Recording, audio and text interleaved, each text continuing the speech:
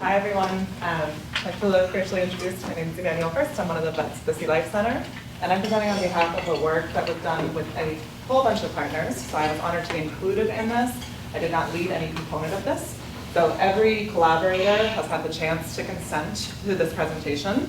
They edited and reviewed, and then the information was disseminated back to each of the partners, which I think is really important to acknowledge. So starting with what is One Health. One Health is the interdependence of humans, animals, and the environment. And it's the idea that if the well-being of one is enhanced, it'll enhance the well-being and resilience for all. This presentation is truly one of highlighting a beautiful example of One Health in action to me, in which all these partners came together to tell this story from a broad lens of a toxin detection that affected the ecosystem, the animals, and people. So let's start from the beginning, where community need, raised and identified by the community, was met. This need was cat care, and it was paired with a research question with community buy-in for the protection of northern fur seals. There were education opportunities provided across partners, where we got to learn from elders and try offered cuisine. We got to give back to the schools in the community while we were there.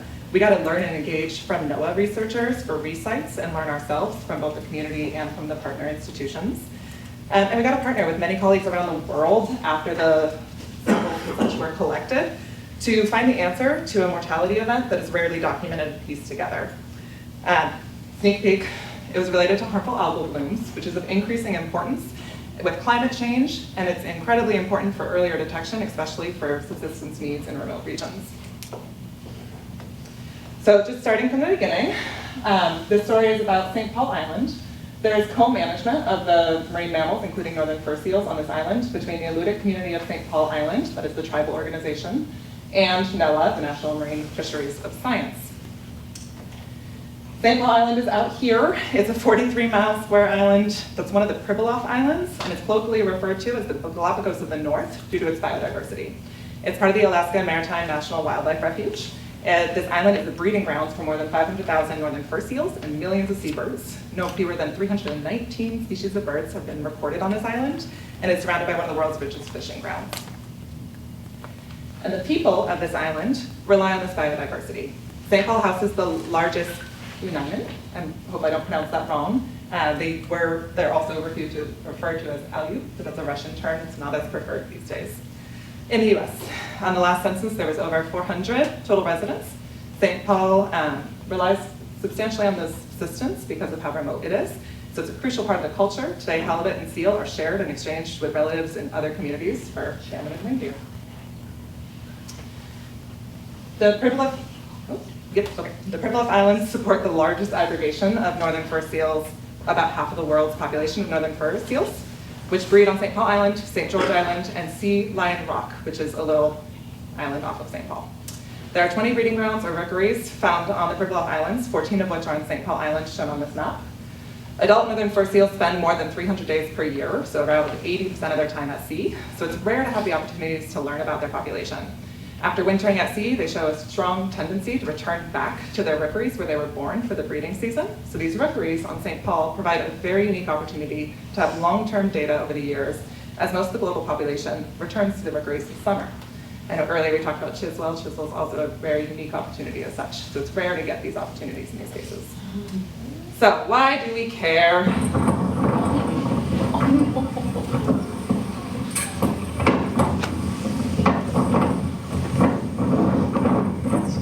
Sorry for the wind. This is from one of the research blinds that's trying to decrease the disruption.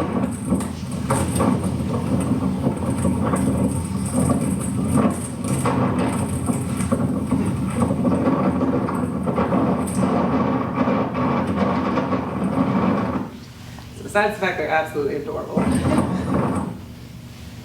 The reason why we care is the population's in decline. The Pribilof Islands is home to around 75% of the world's population, but the population's been shown to have a dramatic, unexplained decrease in recent decades. In 2016, the pup production was lowest recorded in 100 years. So right now the census is at 72,806 pups on St. Paul Island, and it's showing a continued decline. Historically, this was related to commercial harvesting, but it's continued to decline with kind of an unknown cause since then, since that's been banned. So there's a number of natural and human-related factors that have been suggested to contribute to the continued decline, including environmental disruptions, disease, predation, contaminants, indirect effects of commercial fishing, entanglements, and the effects of human presence at or near the rookeries. So one of the questions raised was how much disease from a terrestrial could spill into the aquatic environment from cats or foxes on the island. It's important to know that there's no dogs allowed on this island for wildlife protection, and St. Paul has been shown to be a rat-free zone. So the focus was on the cats that are domestic, and there has been previous work that's been focused on the Arctic foxes. So in 2022, this NOAA and the Tribal Organization Partnership extended to Colorado State University and University of Alaska Fairbanks to partner with a 3-year project to investigate potential disease transmission from the cats, the terrestrial aspect, into the aquatics to see if it's related to the northern fur seal decline. And this was through the launch of a mobile veterinary clinic. So the community identified that there was a need for access to vet care.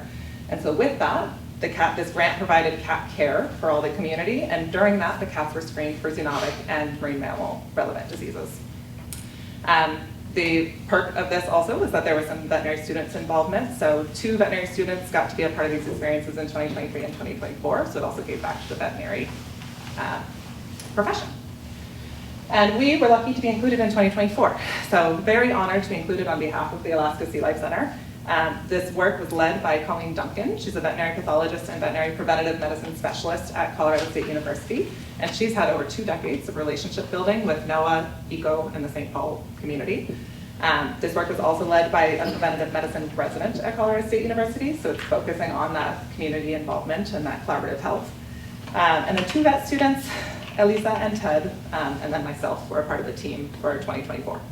This work was very special to me because I've looked up to Dr. Duncan and Dr. Terry Spraker since I was in vet school over a decade ago. I've watched their work, and so it was really an honor to get to be a part of it as a colleague and getting to represent Alaska SeaLife Center. So this was our clinic. It was a van.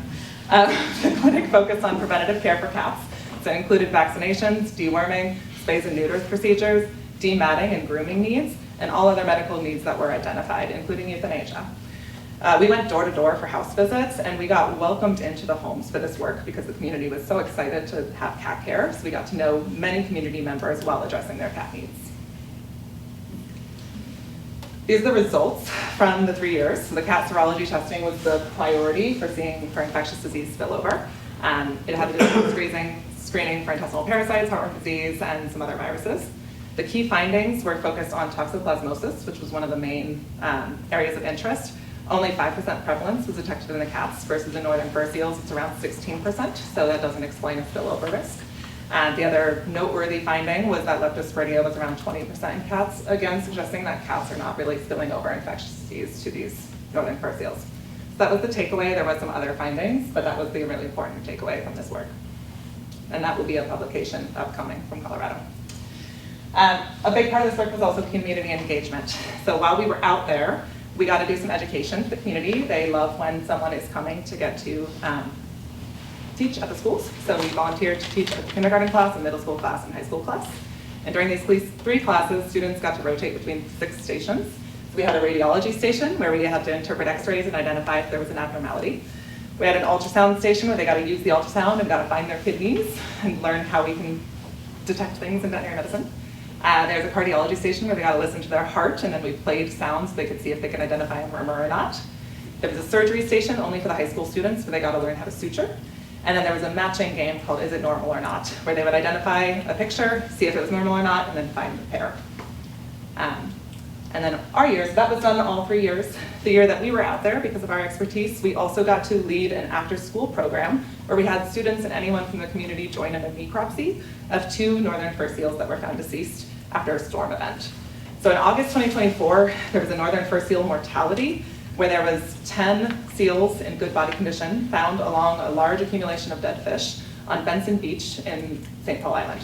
So one of the community members noticed this. They notified the stranding network.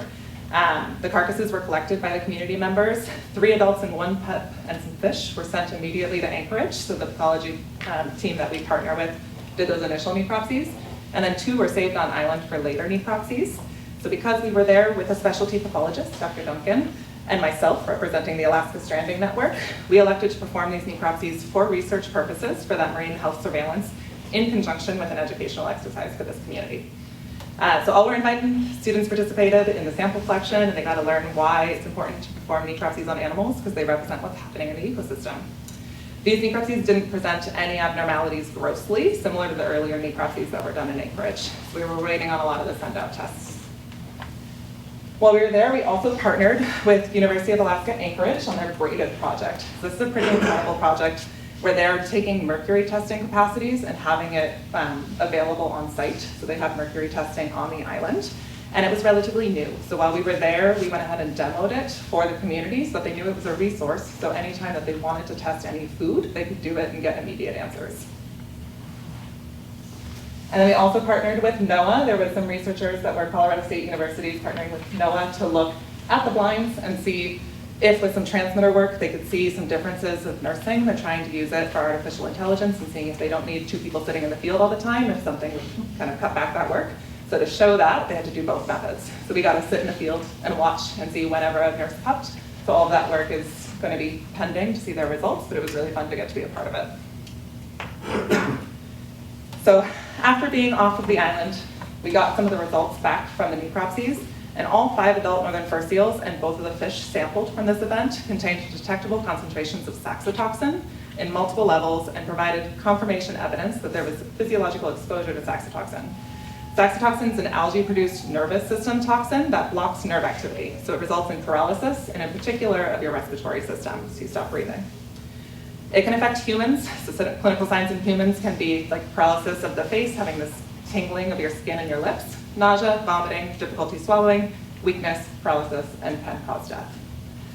It is well known, these neurotoxins in the marine mammal world, to be exposed from these algae-producing toxins. If you think about domoic acid toxicity, it's very visual. You see those Steller sea lions having seizures on the beach in California. That's one of those. It's a different kind of toxin. And that one's very well documented because it's very visualized in its effects. But saxitoxin has far fewer poisoning events documented in marine mammals because the effects are less visible. They drown, they go through respiratory paralysis, they drown at sea, and we never see them. So it's really rare. Only a few publications have provided evidence implicating saxitoxin poisoning in marine mammals because of this. So once we saw those levels in the tissues, we continued to work with other partners, and this is why this work shows the importance of relationships and partners. Once saxitoxin was detected, there's a network of collaborators called the Harmful Algal Bloom Network, and they all got together to piece together the whole ecosystem data from this time point. So these graphs show that in addition to the cells and cysts from the algae that produce this toxin, saxitoxin was also detected in all components of the food web, including fish, zooplankton, clams, and benthic worms.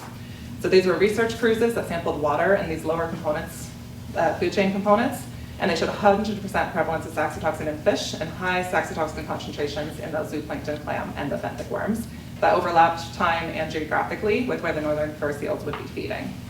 So this confirms the exposure risk of the northern fur seals. All this together provided compelling evidence that saxitoxin exposure via the food was the cause of this acute mortality event in northern fur seals. So more can be read on this story on a recent publication. Oops, sorry. So again, the takeaway of this talk is how much we can gain from working together. All these partners came together to tell this story from a very broad lens of a toxin that usually is not super easy to detect and that affects the ecosystem, the animals, and the people. So to me, this was a really beautiful example of a community need that was met, and it was paired with a research question that was also desired with that community buy-in that led to all of this work, the outcome of this. And across it, we also got to all learn from each other in the process. Again, I know I mentioned in the beginning, harmful algal blooms tracking is really important, especially with climate change, because the frequency is increasing. So the ability to detect these and the continued work to be able to detect these early, especially for subsistence needs in remote regions, is of crucial importance and of high priority of the state. So this is just a sample of the story of some of the work that we do here. This is just one beautiful example of the work that we get to do. Really proud of our whole life science team and all the work that we get to do at the center. This was, I think, yeah. Our team recently presented at one of our community events of Wine by the Water. Natalie shared this slide of just a lot of recent publications from our team, just kind of coming in and showing some of the recent work that we've done. So very excited at different opportunities to talk about a lot of this. And thank you for being involved in this.